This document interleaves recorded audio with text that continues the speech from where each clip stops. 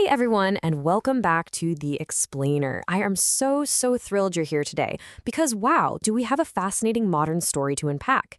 It's one of those narratives that just perfectly captures that massive, profound tension between chasing fiery cinematic passion and finding quiet, everyday stability. I mean, we've all been there, right? Or at least we definitely know someone who has.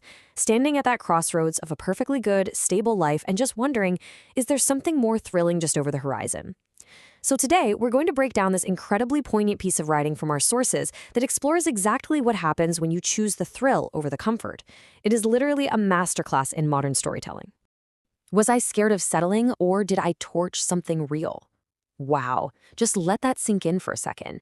This rhetorical question, which comes directly from our source material, really serves as the entire emotional core of the narrative we're about to explore.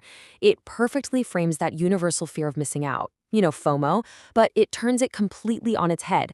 Are we actually running towards something better, or are we just casually torching something beautiful because we frankly don't know how to sit still?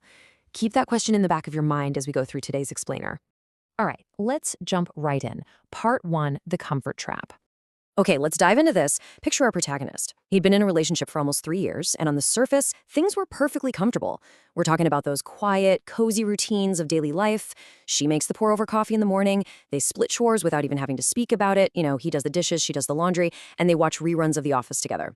It's safe. It's incredibly stable. But then there's this nagging sense of missing excitement. He's looking around and feeling a distinct lack of butterflies. There are no spontaneous drop everything and drive road trips. None of that sweeping, cinematic passion you see in the movies. So he starts feeling this massive disconnect between his quiet, functioning reality and this illusion of constant movie screen excitement. And that brings us to this incredibly loaded realization he has. It was nice. It was fine. And that was the problem. He felt there was a lack of a quote-unquote spark. He basically convinced himself they both deserved real passion. So what does he do? He ends it. And what's super fascinating here is how the breakup actually goes down. There wasn't some massive blowout argument. She didn't fight him on it. She didn't beg him to stay. She just cried a quiet, sad cry, packed up her things over the course of 2 days, and quietly left. And initially, well, he felt light. He felt completely, 100% free. Which leads us to part 2, the silent aftermath. Let's walk through this timeline together because notice how incredibly quickly things shift. On day 2, he feels light and free. The world is his oyster. But fast forward just 5 weeks, and that 48 hours of freedom has completely evaporated. It's been replaced by this heavy, haunting silence in his apartment. And by last Tuesday, he hits a brand new low. He accidentally buys her favorite bag of coffee and literally just stands in his kitchen holding it like a fool. This timeline just brilliantly shows the delayed, agonizing onset of deep regret. This is where the abstract concept of missing someone becomes hyper-real. He isn't haunted by the lack of grand romantic gestures. No, he's haunted by the missing sounds. The clink of her coffee mug in the morning, the sound of her humming some off-key Taylor Swift song, the ringing of the bell collar on Mochi, her rescue cat. Now the apartment just has the hum of the fridge and the click of the radiator. Grounding the narrative in these vivid, relatable sensory details makes that silence feel absolutely deafening. He finds himself scrolling through old photos every single night, starting to realize he might have just ruined the best thing he'll ever have. And here is where the story turns. Part 3, the quiet revenge.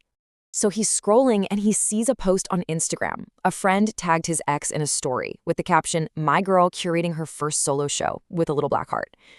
I mean, imagine the absolute emotional gut punch of this moment. He sees her at a Soho gallery opening. She's got a new, sharper haircut. She's wearing a dress he's never even seen before. And standing right next to her is a new guy, taller than him, with his hand casually on her lower back, laughing right along with her.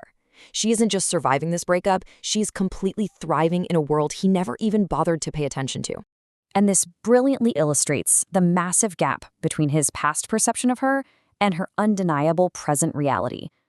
When they were together, her art was just, small acrylics shoved in the corner of the living room. He would literally walk past and just say, "That's nice, babe." He never really looked, never asked about her dreams of a gallery show. But now, she has a live website, her pieces are totally sold out, and she's even featured in a Brooklyn arts blog. His total blindness to her dreams has been entirely replaced by her flourishing current reality. Which, of course, leads him to her website's About section, where he reads this quote. "For a long time, I painted for someone who never saw me. Now I paint for myself, and somehow everyone sees."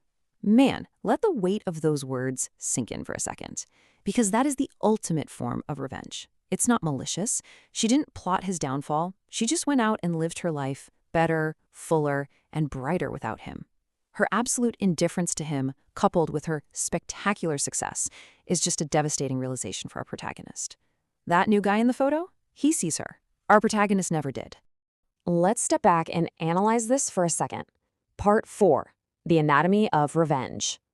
So why does this specific type of narrative hit so incredibly hard, especially for a US audience? First off, it's a complete reversal of expectations. Revenge here isn't cruel, it isn't angry, and it certainly isn't violent.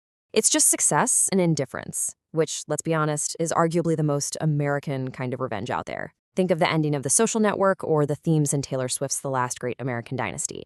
Second, there's that painfully relatable regret. That fear of missing out drove him away from stability, and now he's desperately missing the everyday stuff. Third, it's a cinematic but very quiet ending. He's just left with quiet devastation. And finally, there are no heroes or villains here. Just messy, incredibly human choices that completely avoid the tired caricatures we see in so much media today. Which brings us to our final takeaway, Part 5, the real lesson.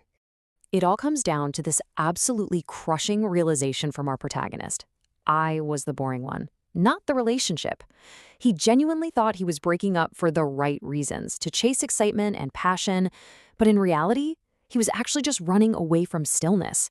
He was running from a quiet love that holds, a love that shows up every single morning with pour-over coffee. She didn't need revenge. She literally just needed him to get out of the way so she could grow. And he threw it all away for a feeling, a fake butterfly high that frankly doesn't really exist past the age of 30. So, I want to leave you with this final provocative thought. If you are out there right now thinking of ending something good just because it feels too easy or it lacks some movie screen spark, ask yourself, are you actually missing butterflies? Or are you just missing the guts to appreciate what's real? Because the true cost of chasing butterflies might just be waking up one day in a totally silent apartment, realizing you had exactly what you needed all along, and you just let it go. Thank you so much for joining me to unpack this explainer today. Take a moment to really reflect on what's real in your own life, and I will catch you in the next one.